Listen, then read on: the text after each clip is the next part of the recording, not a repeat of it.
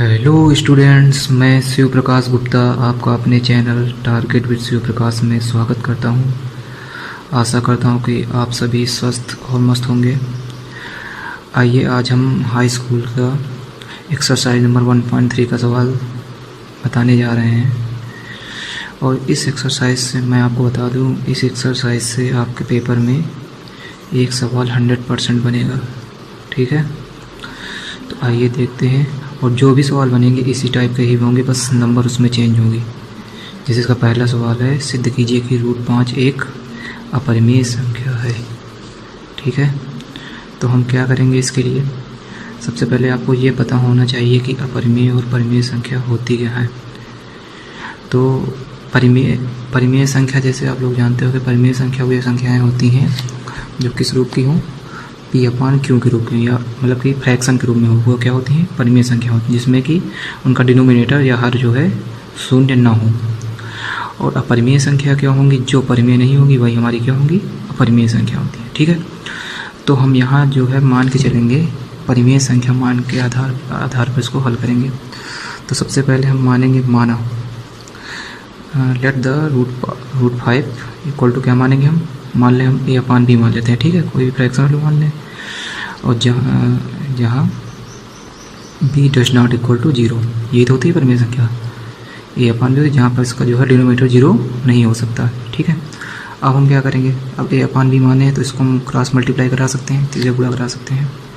तो क्या आएगा अगर हम गुणा कराएंगे तो अगर गुणा कराएंगे तो A बराबर जो आएगा √5B, √5 के साथ अगर B का गुणा होगा तो √5B ही आएगा। अब हम यहाँ क्या करेंगे, इसका दोनों पक्षों का क्या करेंगे, वर्ग करेंगे, स्क्वायरिंग बोथ साइड। ठीक है, दोनों पक्षों का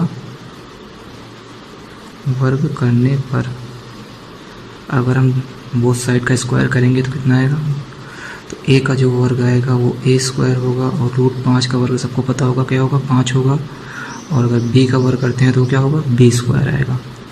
इतनी बात तो आप लोग समझ ही गए होंगे। ठीक है, अगर A² बराबर 5B² है तो B² इक्वल टू कितना होगा, A²/5 होगा। ये ऐसी बात है, अगर 5 बटे में जाएगा तो A²/5 होगा ना। इसको इक्वेशन हम फर्स्ट मान लेते हैं। ठीक है, अब यहाँ एक चीज़ आपको पता लग रहा होगा कि A² के बटे में क्या है या अपॉन में क्या है, 5 है। तो इसका मतलब ये हुआ कि जो 5 है वो A² को क्या करेगा, डिवाइड करेगा। ये तो हुआ ना, तो मतलब जो है 5, इससे क्या बदल रहा, 5 A² को विभाजित करता है। ठीक है, मतलब बटे का अपान का मतलब यही मानेंगे कि हम ये संख्या क्या करेगी, इसको डिवाइड करेगी। अब एक चीज़ आप लोग ये बताओ, अगर 5 अगर A² को विभाजित कर रहा है, अगर कोई संख्या उसके स्क्वायर को विभाजित करती है तो क्या वो संख्या उसको स्वयं नहीं विभाजित करेगी। तो इसी अतः क्या होगा, 5 अगर A² को कर रही है विभाजित तो 5 क्या करेगी, A को भी विभाजित करेगी। ठीक है, A को विभाजित करेगी। ठीक है, यहाँ तक बात समझ में आ गई होगी। ठीक है, तो हमने इस प्रकार देख लिया, अगर 5 अगर A को विभाजित करेगी, इसका मतलब ये हुआ जाके कि 5 जो है A का क्या है, गुणनखंड है, मतलब ठीक है, मतलब इसका गुणनखंड है। अब देखते हैं, अब हम मान लेते हैं A बराबर, हम कुछ मान लेते हैं, हम मान लें A बराबर 5 के। ठीक है, एक चीज़ आप लोग और यहाँ याद रखना, जो A/B माने हैं परिमेय संख्याओं में, A/B में एक के अतिरिक्त कोई भी गुणनखंड नहीं होता है। ठीक है, तो ये लिख लेंगे, जहाँ A और B, ये चीज़ आप लिख भी लेना। A और B क्या है, A और B क्या है, धन पूर्णांक है। क्या है, धन पूर्णांक है, धन पूर्णांक ये लिख लो, पूर्णांक है। ठीक है, B एक पूर्णांक है। ठीक है, जहाँ जिसका एक के अतिरिक्त कोई भी गुणनखंड नहीं है। ठीक है, ये भी आप लिख सकते हो यहाँ, जिसका एक के अतिरिक्त कोई गुणनखंड नहीं है। तो अब हमने यहाँ पर चलो आ जाते हैं यहाँ पर। तो हमने A बराबर कितना माना है, 5 के माना है। अभी से A का मान हम बाहर रख देंगे, समीकरण 1 में रखेंगे। तो A का मान समीकरण 1 में रखने पर, तो अगर A का मान समीकरण 1 में रखें, putting the value of A in equation first, तो अगर समीकरण 1 में A का मान रखेंगे कितना आएगा, तो A की जगह कितना रखना है, हमको 5 के रखना है। तो 5 के रखेंगे तो 5 का स्क्वायर हो जाएगा, और इक्वल टू कितना होगा, 5B² होगा। ठीक है, अगर हम 5 का स्क्वायर करें तो क्या होगा, 5 25 के², और यहाँ कितना होगा, 5B²। अब समझ में आ रहा होगा, इस 5 से 25 कट जाएगा, 5 25, तो कुल मिला के जो आएगा यहाँ क्या आएगा, वो 5 के स्क्वायर इक्वल टू कितना आएगा, बी स्क्वायर आएगा। या अगर हम के स्क्वायर जो हम माने थे जो इंटीग्रल, तो कितना आएगा, बी स्क्वायर बटे 5। अब यहाँ से आपको एक बात ये पता चल रही होगी, वहाँ पर ए स्क्वायर बटे 5 था, तो 5 ए स्क्वायर को मतलब गुणनखंड था, विभाजित कर रहा था। यहाँ पर 5 किसको कर रहा है, बी स्क्वायर को विभाजित कर रहा है। ठीक है, तो यहाँ हम क्या लिखेंगे, अतः 5 बी स्क्वायर का, या बी स्क्वायर को विभाजित करता है, लिख लेना, विभाजित करता है। तो 5 क्या करेगा, बी को भी विभाजित करेगा, है ना। अगर उसके स्क्वायर को करती है कोई संख्या तो उसको भी विभाजित करेगी। ये आपको देखो हमने से पता, जैसे मान लो कि कोई संख्या अगर 25 को काट रही है तो क्या वो 5 को नहीं काटेगी, है ना, काटेगी ना, वही चीज़ बता रहे हैं। ठीक है, अगर उसके स्क्वायर को कर रही है तो उसको मतलब ये काटना चाहिए 5 को। ठीक है, बी को विभाजित करेगी। तो अब हमने यहाँ देखा, तो इसका मतलब ये क्या हुआ, 5 ए को भी विभाजित कर रही है, 5 बी को भी विभाजित कर रही है। इसका मतलब ये हुआ कि 5 जो है ए और बी का गुणनखंड होगा। अरे भाई, गुणनखंड होगा तभी तो दोनों को विभाजित करेगी ना, ऐसे तो कर नहीं देगी। तो इसका मतलब ये हुआ, जाके हम क्या लिखेंगे, अतः 5 ए, क्या लिख दें, ए तथा बी का एक गुणनखंड क्या है, 5 है। लेकिन हमने आपको शुरुआत में ही बताया था कि परिमेय संख्या में 1 के अतिरिक्त कोई गुणनखंड नहीं होता था। यहाँ पर लेकिन क्या है, 5 है गुणनखंड। तो ये हमारी जो है यहाँ लिख, अतः 5 ए तथा बी का एक गुणनखंड है। तो हमने बताया था 1 के अतिरिक्त कोई गुणनखंड नहीं होता, लेकिन यहाँ पर 5 जो है ए और बी का गुणनखंड है।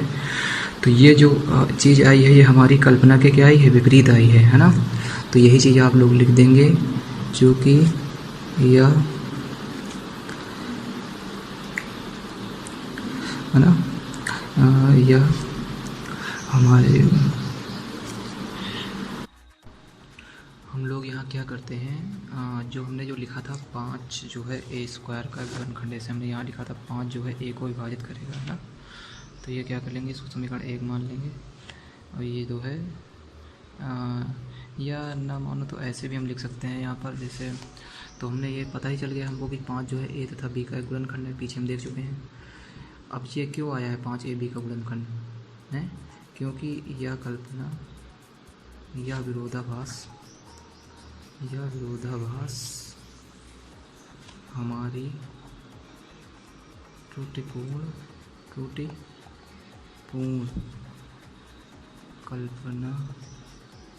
के कारण हुआ है। त्रुटिपूर्ण कल्पना के कारण हुआ है। त्रुटिपूर्ण कल्पना कौन सी है, चूँकि हमने यहाँ क्या मान चले थे, हम परिमेय संख्या मान चले थे। यहाँ करना क्या था, अपरिमेय संख्या माना था हमने। त्रुटिपूर्ण कल्पना ये माना था कि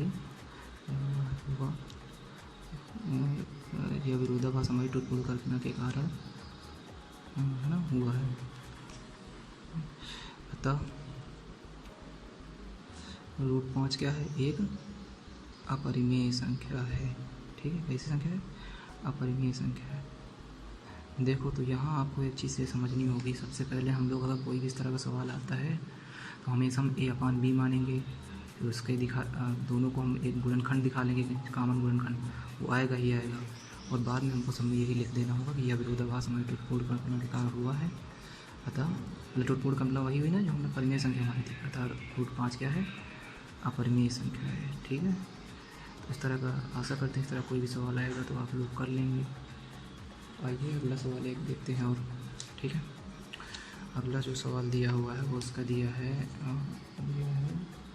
3 + 2√5 एक दिखाया। दूसरा नंबर जो इसका दिया है 3 + 2√5, इसको भी आपको दिखाना है अपरिमेय संख्या है। ठीक, कैसी संख्या है, अपरिमेय संख्या है। अब इसको कैसे करेंगे बताओ, √5 का तो हम लोग दिखा चुके थे, 3 + √5 को कैसे दिखाएंगे, कुछ नहीं, फिर वही काम करेंगे हम लोग। क्या करेंगे, माना लेट करेंगे। ठीक है, 3 + 2√5 इक्वल टू क्या मानेंगे, वही चीज़ a/b मानेंगे। समझ में आ रही होगी। अब एक चीज़ आप लोग यहाँ ये चीज़ ध्यान देना, हम यहाँ केवल रूट वाली ही संख्या रखेंगे, जितनी भी चीज़ होगी अदर चीज़ उसको हम उस साइड क्या कर देंगे, पक्षांतर कर देंगे। ठीक है, इस तरह का अगर कोई भी सवाल आता है प्लस माइनस वाला तो ये बात ज़रूर याद रखना, केवल हम रूट वाला इधर रखेंगे, बाकी सबका सब उधर क्या कर देंगे, पक्षांतर उस साइड पर पक्षांतर कर देंगे। तो यहाँ पर क्या होगा 2√5 इक्वल टू क्या आएगा a/b प्लस का 3 है, अगर उधर जाएगा तो क्या होगा -3 नहीं हो जाएगा। तो ये भी एक क्या हुई, परिमेय संख्या हुई ना, क्योंकि a/b तो परिमेय संख्या है। a/b क्या है यहाँ लिख लेना, एक काम पहले ऊपर ये लिखना है, यहाँ माना 3 + 2√5 एक परिमेय संख्या है, परिमेय संख्या है। ठीक है, तो अतः ये लिख लेना। ठीक है, 3 + 2√5 = a/b। और जहाँ परिमेय संख्या में पता होगा ये जो है इसका डिनोमिनेटर या हर जो है कभी भी 0 नहीं हो सकता है। ठीक है, तो यहाँ b ≠ 0। ठीक है, तो यहाँ पर क्या होगा 2√5 निकालेंगे तो प्लस का 3 अगर उधर जाएगा तो माइनस का 3 हो जाएगा। क्योंकि अब ये समझो ये परिमेय संख्या है और 3 भी क्या है आपकी परिमेय संख्या है ना, क्योंकि 3/1 लिखेंगे तो 3 भी, क्योंकि 3 को 3/1 लिख सकते हैं, p/q के रूप में है। तो ये भी परिमेय संख्या है और परिमेय संख्या में परिमेय संख्या माइनस करेंगे तो ये क्या आएगी, परिमेय संख्या ही आएगी। तो अगर हम देखें यहाँ तो √5 जो आएगा वो क्या आएगा, तो ये 2 कहाँ आ जाएगा, इसके बटे में आ जाएगा a/b - 3 यही आएगा। तो ये हमारी क्या हुई, परिमेय संख्या आ गई। क्या आई, ये भी हमारी क्या होगी, परिमेय संख्या होगी।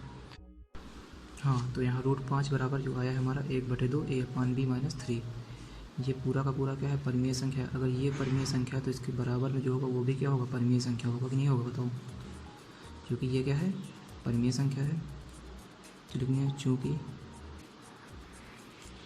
है ना a/b - 3 क्या है, एक परिमेय संख्या, एक परिमेय संख्या है।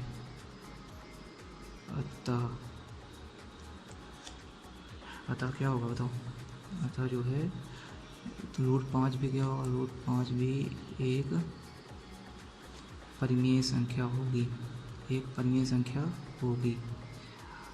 अब आप ही लोग बताइए जरा हमें, अभी हम थोड़ी देर पहले √5 के ऊपर हम क्या किए सिद्ध, √5 एक अपरिमेय संख्या है, √5 परिमेय संख्या नहीं है ना। लेकिन यहाँ हमारा क्या आ रहा है, √5 परिमेय संख्या है, लेकिन जबकि हम पहले ही पीछे देख चुके हैं कि √5 क्या है, अपरिमेय संख्या है। तो ये किस कारण हुआ है, चूँकि ये इसी कारण हुआ है कि चूँकि हमने इसके बराबर क्या मान चले थे, परिमेय संख्या मान चले थे, इसीलिए तो आया ना। तो लिख लेना, अतः यह विरोधाभास, चूँकि यहाँ अतः लिखो, चूँकि यह विरोधाभास हमारी त्रुटिपूर्ण